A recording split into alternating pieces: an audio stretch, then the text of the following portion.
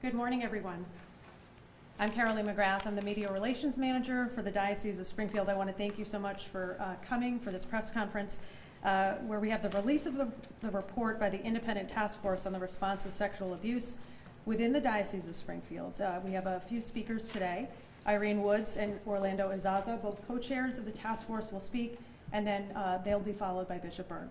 So I'm going to start with Orlando, co-chair of the task force, and he is a former program officer at the Community Foundation of Western Massachusetts. He's a social worker and also a community activist.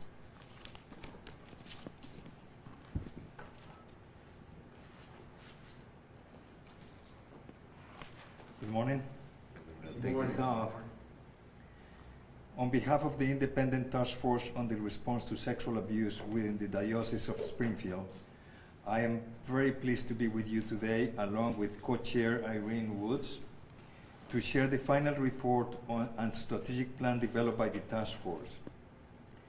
The strategic plan recommends specific steps to improvement in how the diocese responds to victims or survivors of sexual abuse by a representative of the church when they report their abuse, as well as ensuring that best practices for child and youth serving organizations are implemented throughout the diocese to keep kids and vulnerable adults safe from sexual abuse. In late 2019, Bishop Rosansky appointed a diverse task force of representatives from key stakeholder groups, both within the diocese and in the broader Western Massachusetts community. I am pleased to be joined today by members of the task force. This group of talented individuals represented the broader community, including survivors of clergy sexual abuse, professionals with expertise in behavioral health, trauma-informed care, child protection, and sexual abuse prevention, legal experts with prosecutorial, it's my Spanish coming up, prosecutorial, right? Yeah. And judicial backgrounds, educators, human service professionals with backgrounds in child and youth serving organizations, and Roman Catholic priests and women religious. The task force also included members of other faith traditions. On February 26th of 2020, the task force met for the first time. Once convened, task force members were asked to bring their expertise and knowledge to a discussion of how the diocese could focus its resources through strategies to improve its responses to allegations of sexual abuse of children and vulnerable adults and create a safe environment for the future. The task force took particular care to review critical information from two important sources: Judge Peter A. Velez and the three Western Massachusetts district attorneys. Judge Velez documented in his June 2020 report the credible allegations of sexual abuse against Bishop Weldon from the 1960s that were first reported to the diocese in 2014. In addition, the expertise of our local law enforcement agencies, especially our three regional district attorneys, provided invaluable.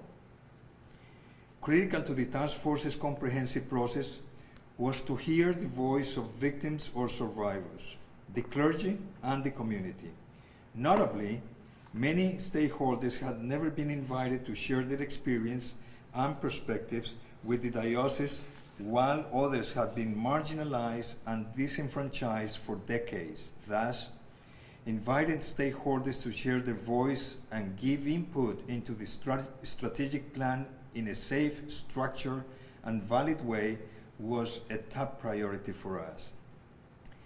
The first stakeholder group that was part of the task force research was a group of victims or survivors who agreed to be part of this process.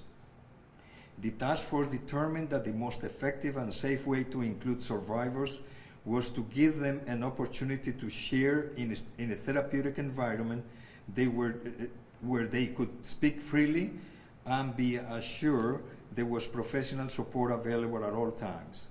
Focus groups seem to be the best way to achieve this objective in a way that maintains personal safety and foster meaningful participation. The task force contracted Stop It Now, a national nonprofit organization dedicated to preventing child sexual abuse, to conduct the focus groups. In early 2021, Stop It Now recruited and worked with survivors of sexual abuse by clergy in the Springfield area to give them an opportunity to contribute to this process and be heard by the task force.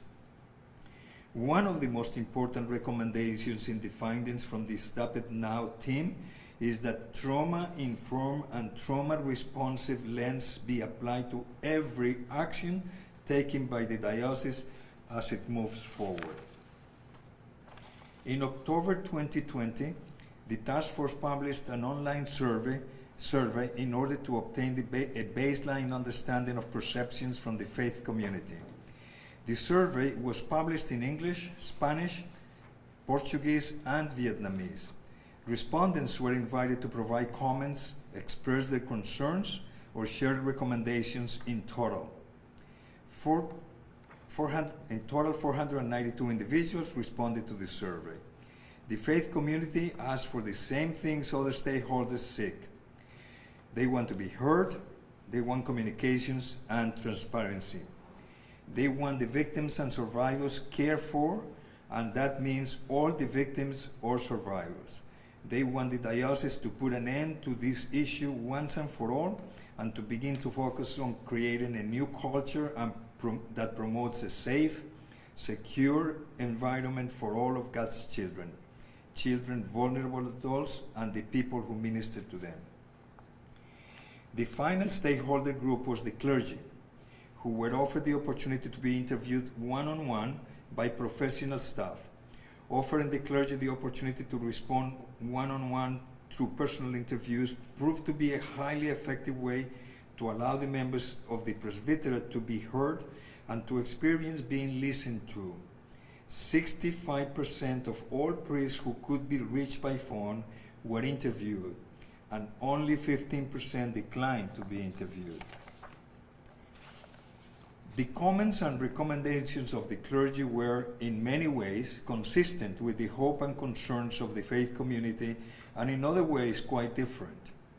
The clergy have a unique view of the situation, as they have been directly impacted in ways beyond that of the general faith community.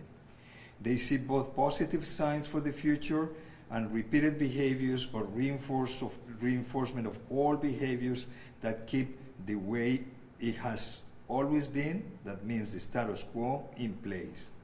For most, it was the first time that anyone had asked the clergy about these issues or even talked with them about the situation. They want things to be better. They want these issues off the front pages of the papers. They want all parishes actively engaged in creating a new standard for protecting children and vulnerable adults. They want the diocese to create safe environments for all. Most importantly, on behalf of the task force, I want to sincerely thank and recognize the strength and resiliency of the survivors who participated in the focus groups run by Stop It Now. These courageous individuals helped us understand their pain, their trauma, the need for healing, and a path for going forward. We applaud the 492 community members who responded to our survey. They helped us understand the concerns and frustrations, including the importance of transparency, accountability, and timeliness of response in dealing with allegations of sexual abuse. We also want to thank all of the clergy who openly share the feelings of isolation, anxiety, and frustration with the Church's failed efforts to deal effectively with all dimensions of this devastating blow to their ministry. Informed by the voices of the stakeholders and key informants as critical action steps within the report strategic plan, the task force recommends the following 6 strategic initiatives and corresponding measurable objectives, which Irene will share with you now. Thank you. Oh, sorry about that. Thank you, Orlando. Good morning, everyone. Good morning. So I'm going to go over the 6 strategic initiatives with the objectives that we developed. So the first strategic initiative is the diocese will acknowledge the trauma of sexual abuse of members of our community and ensure the allocation of resources needed to promote healing of survivors in the faith community. To do that, the task force recommends the following measurable objectives. A, the diocese will create a strong statement acknowledging the impact of sexual abuse by representatives of the church and the failure of diocesan leadership to respond adequately to victim survivors, their families, and the faith community in a trauma-informed and trauma-responsive manner. B, the diocese will provide transparency by publishing an annual report of the activities of the Office of Safe Environment and Victim Assistance, by providing timely communications on all decisions relating to holding accountable all clergy credibly accused of sexually inappropriate actions, and by proactively promoting all policies, procedures, and guidelines on the diocesan website used to keep the faith community safe and any other public forum where this information will be presented to the community. C, the diocese will develop and implement a policy for the use of financial resources in support of survivors and in arriving at any mutual agreed upon settlements with victims. D, the diocese will, as a result of this report, review the organizational structure and budget of the Office of Safe Environment and Victim Assistance to ensure adequate resources for the successful implementation of the task force recommendations. For the second strategic initiative, the diocese will respond to all allegations of sexual abuse in our child community in a timely, compassionate, and fair way. The task force recommends the following measurable objectives. A, the task force will reform the diocesan policies/procedures for addressing allegations of sexual abuse based on trauma-informed and trauma-responsive best practices. B, the task force will reform the review board's bylaws and procedures based on best practices and compliance to pertinent civil and canonical norms. C, the diocese will establish a protocol for timely and specific communication with a parish affected by any person in a ministerial role being put on administrative leave. For the third strategic initiative, the diocese will ensure a transparent system of protocols and procedures that guarantee respect and due process for all involved. The task force recommends the following measurable objectives. A, the bishop will appoint an advisory committee to work with the director and the staff of the Office of Safe Environment and Victim Assistance to implement within the diocese the recommendations in the report and to ensure a system of continuous quality improvement is established to regularly review all policy/procedure programs to keep current with the best trauma-informed and trauma-responsive practice, and to prevent sexual abuse while promoting healing of everyone in our faith community, now and in the future. Such review shall measure success by assessing levels of trust, safety, and dignity among those impacted. B, the diocese will update its policies and procedures to meet current trauma-informed and trauma-responsive best practices. Make it user-friendly and develop a one-page bullet summary for distribution at the parish level.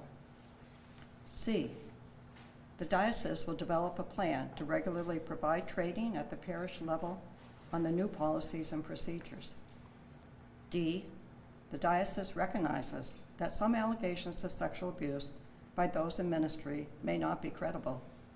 Therefore, the diocese will develop a policy/procure for protecting and restoring the reputation for anyone in ministry for whom, after a thoughtful and comprehensive investigation by civil authorities and assessment by the review board, allegations of sexual abuse have been found not to be credible. E, the diocese will make the services of an independent legal counsel available to the Office of Safe Environment and Victim Assistance Administration. For the fourth strategic initiative, The diocese will ensure that the local church leadership is held responsible and accountable for failing to protect children and other vulnerable persons. The task force recommends the following measurable objectives. A, the diocese will develop a memorandum of understanding with each of the region's district attorneys to immediately refer anyone in ministry within the diocese accused of past or present abuse for possible criminal prosecution. B, the current and future bishops of Springfield, Massachusetts will reaffirm their commitment and maintain MOUs with each of the region's district attorneys. C, the diocese will develop a trauma-informed and trauma-responsive communication plan for both internal and external sharing of timely information to the affected parish and the larger community about abuse allegations and resulting decisions regarding offenders. D, the diocese will develop a pastoral outreach program for survivors, their families, the faith community, and families of the accused. For the fifth strategic initiative, the diocese will hold those who have been credibly accused of sexual abuse responsible and accountable. The task force recommends the following objectives. A, the diocese will review and update their code of conduct for clergy, administrators, staff, and volunteers. B, the diocese will create a policy/procedure and an administrative structure through the bishop with the review and oversight of the review board to hold anyone in ministry who fails to report past or present allegations of sexual abuse accountable. C, the review board will ensure the development of a safety plan, including behavioral health services and regular review/monitor the plan with anyone who is credibly accused of sexual abuse. For the sixth and final strategic initiative, the diocese will establish programs designed to prevent sexual abuse of anyone in our faith communities in the future. The task force recommends the following measurable objectives. A, the diocese will establish programs designed to prevent sexual abuse and promote healing of anyone in our faith community in the future. B, education is the key to prevention. Therefore, the diocese will reintroduce and fully implement the Virtus program in each parish with the requirement that each member of the clergy, all religious, every staff member, and every volunteer who has regular contact with minors complete the Virtus training. C, the diocese will develop a team in each parish that includes interested volunteers, the pastor, and/or his designee, and the Safe Environment Team coordinators, formerly known as child advocates, to ensure the implementation of trauma-informed and trauma-responsive best practice of child sex abuse prevention. D, the diocese will provide the Safe Environment Team in each parish with a clear job description and specialized training. So the task force recognizes that there is a great deal of work ahead to implement the broad range of responses and proactive efforts to prevent future abuse. Adoption and implementation of these strategic initiatives and accepting these recommendations will provide a framework for accomplishing what has not been in place in the past. It will offer a way to work together at the parish and diocesan level to create a safe environment for all of God's children, and at the same time provide compassionate, supportive care to those who have been harmed in the past by abuse from individuals and from the dioceses. Bishop Byrne has enthusiastically accepted our report and recommendations. We are grateful to him for the trust he has placed in us and for his conviction in making the necessary changes. In terms of next steps, the task force has recommended to Bishop Byrne that he appoint a committee to provide ongoing oversight of the plan's implementation. Bishop Byrne has accepted our recommendation, and we welcomed his invitation for the task force to remain in place until the committee has been appointed and is in place. The task force has now shifted its focus, and we will work to nominate a slate of candidates who are representative of the dioceses and in the broader Western Massachusetts community, rooted in lived experience, and who have acknowledged an expertise to help ensure that changes the strategic plan calls for. Thank you.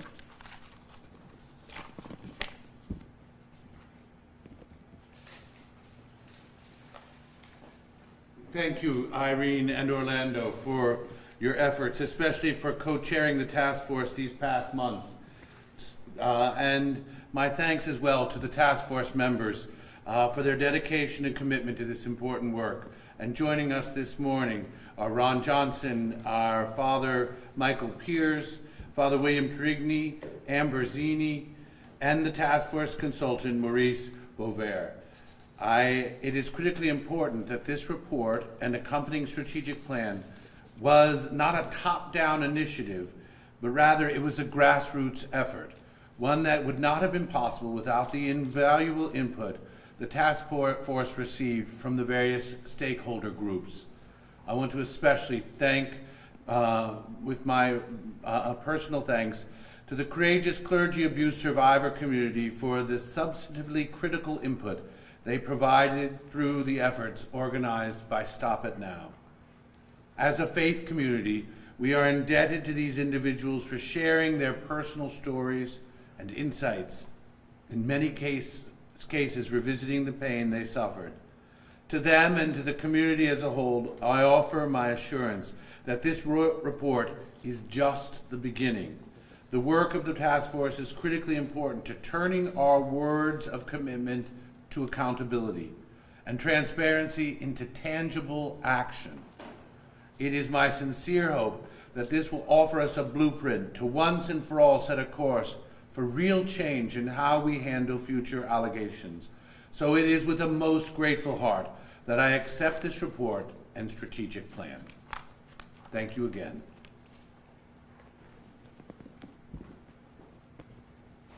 At this time, if you have any questions for Orlando or Irene, or the bishop? So where would you start with this? What would be the first steps that you think they should take? And I gather from this headline here, we're talking about a 3-year implementation for this, is that right? Yes, yes. Some steps have already been taken. There is an MOU with all of the district attorney offices at the moment. So some things have already started to take place, but it is a 3-year plan. Jeff, do you want to speak to that more? Or Orlando? Well, in our conversations with the clergy yesterday, one of the priests actually insisted that it probably would be better to impose a date, specific date on implementation, and I believe he suggested a couple of years. Mm-hmm. So I thought that was a very good suggestion. Working on deadlines is very helpful when implementing a strategic plan, and I think we will do so. Perhaps maybe just to clarify, the first step is, of course, to set the steering committee, to make sure that we start the entire process, which has already begun, but we started with oversight, clarity, and vision for the future. And so that's our very first step, is to make sure that committee, in the meantime, while we are vetting those names and deciding who would be the best representatives from across Western Massachusetts, the task force has agreed to stay on to help us formulate that process. But that would be our first step towards then the implementation from there. Bishop, what is, and the task force leaders, what was not right about the review board that it needs to be reformulated? I think maybe perhaps the task force, Orlando or Irene might be the best, since they were. Well, I guess the most significant thing that I can point out to is that there was not a real tangible separation between the investigators and the review board. So one of the recommendations that we made is that those investigators, 2 of them attached to the review board, be absolutely autonomous from the review board until they finalize their investigation and actually report it to the board so they can make a decision. Would there be any carryover in the members of the review board in your estimation?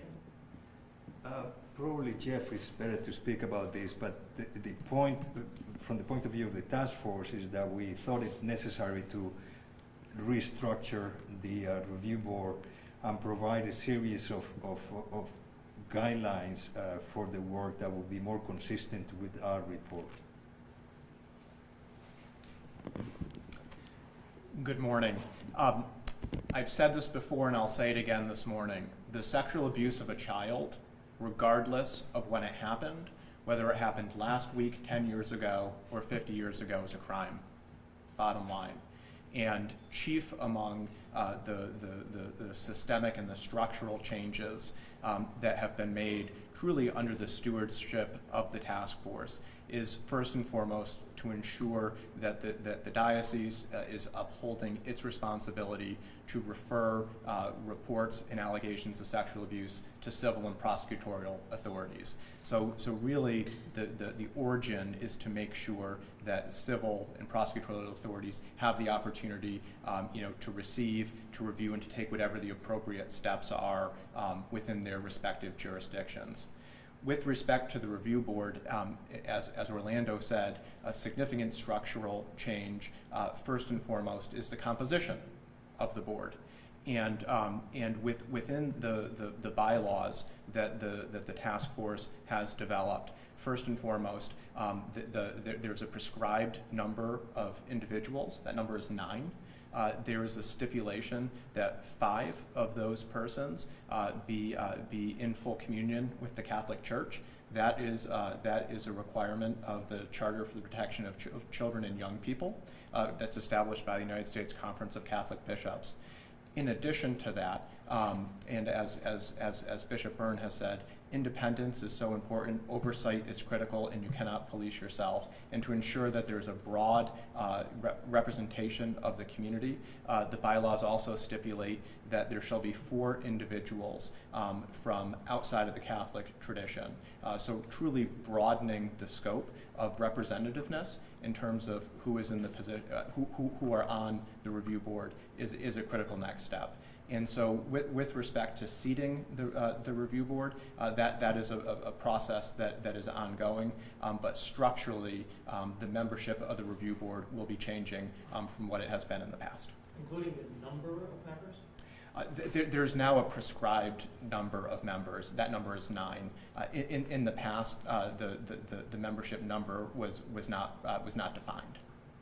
So there still will be 9, no more than 9? There will be 9 members. 5 will be in communion with the Catholic Church, and 4 will be from outside. And will there be a change in the roster of that review board membership? So by nature of changing the composition of the review board, that is going to necessitate some changes to the roster of the review board.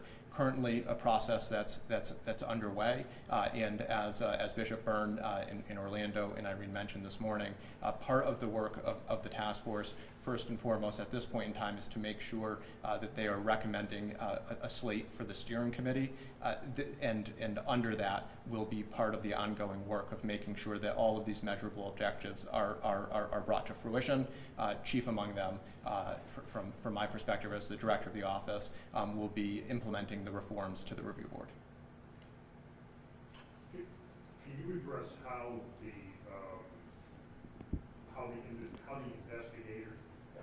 investigators will remain autonomous from the review board? How does that process change from what is in place now? A number of changes have taken place over the course of the task force's tenure, and one of those changes has been the hiring of a team of 4 investigators.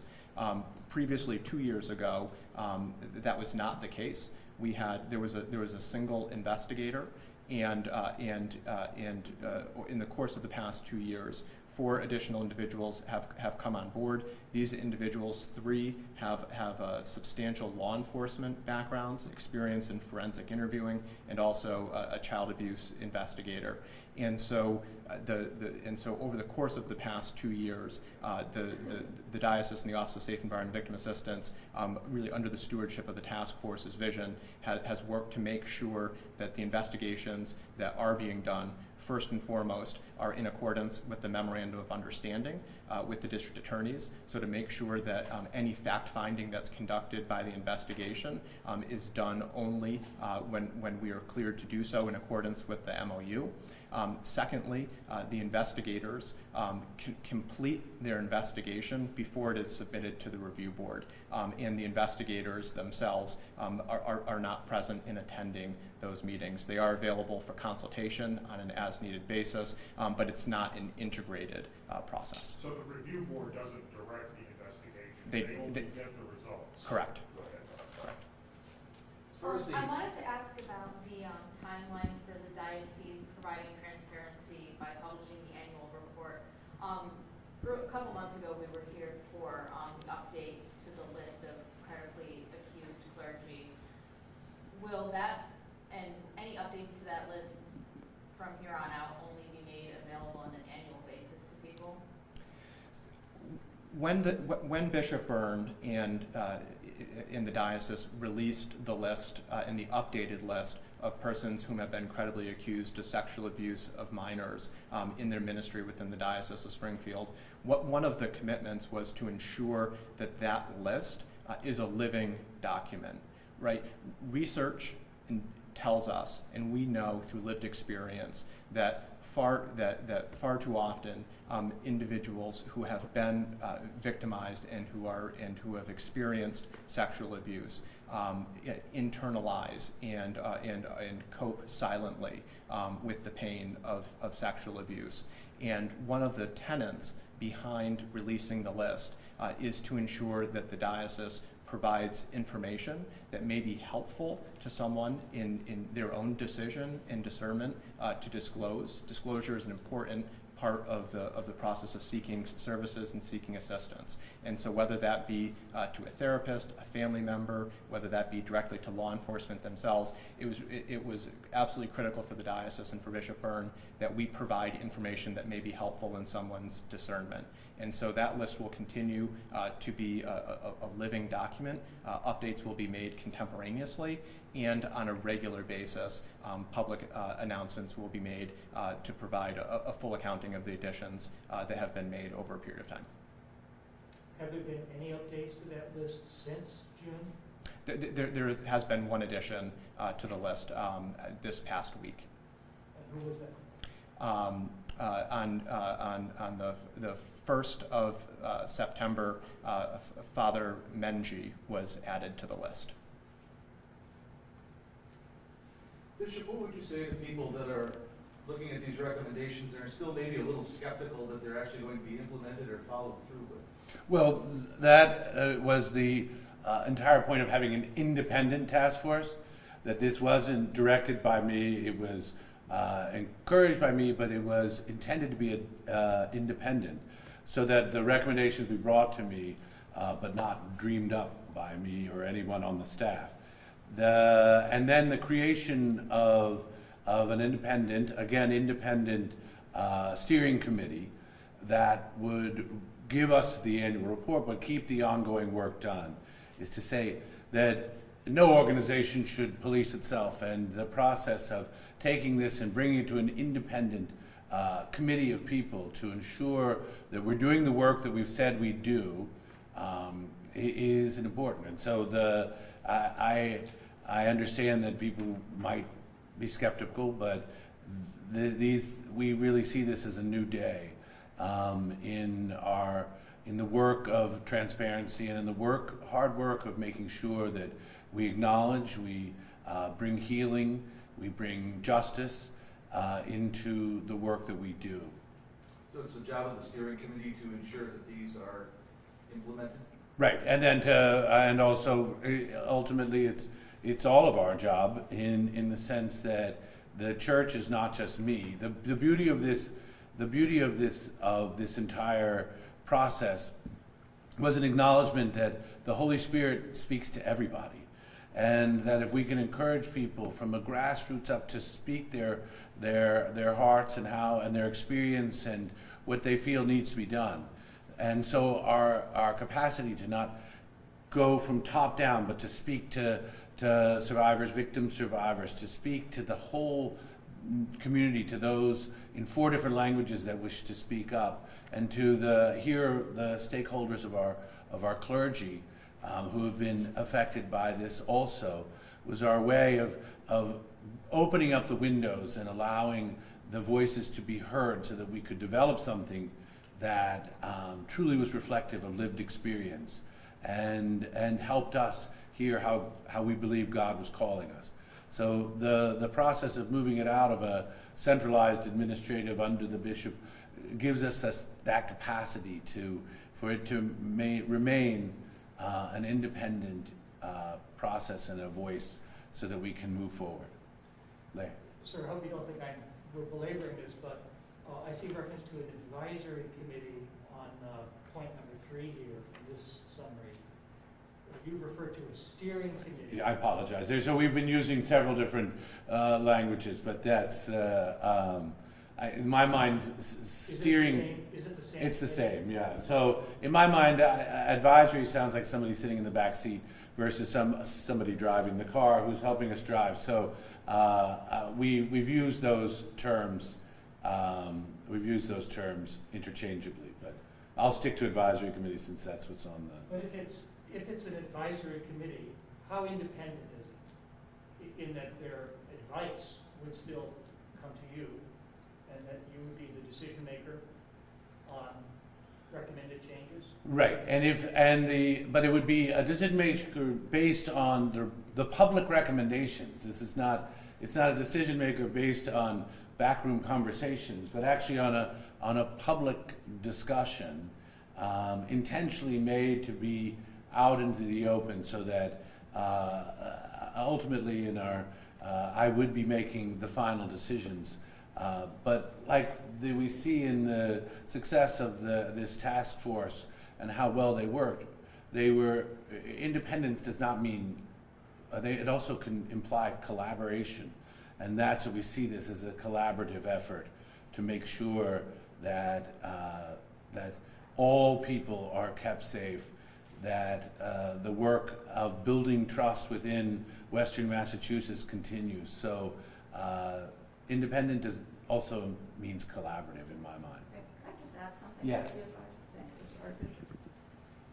So, having been on the task force for almost 2 years, the way I see the advisory working is that we'll have a group of people that will meet regularly to review, are these objectives being met?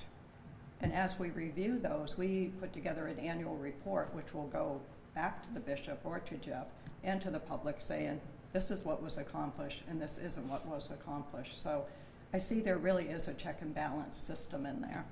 And it will be done, by people from the community that have been chosen to serve on the advisory committee. I don't know if that's helpful. It is. Okay. Thank you. There's reference to the diocese will create a strong statement. What's the timeline on that, or do you consider this to be your strong statement? No, I don't consider this to be my strong statement and the strong statement of the Church of Springfield. So now that the recommendations have been complete, then that will be forthcoming. So I have been praying about that and beginning to think the format in which that would be most appropriate, but that will be forthcoming. And just in terms of timing, would you speak to the reference to a 3-year rollout here?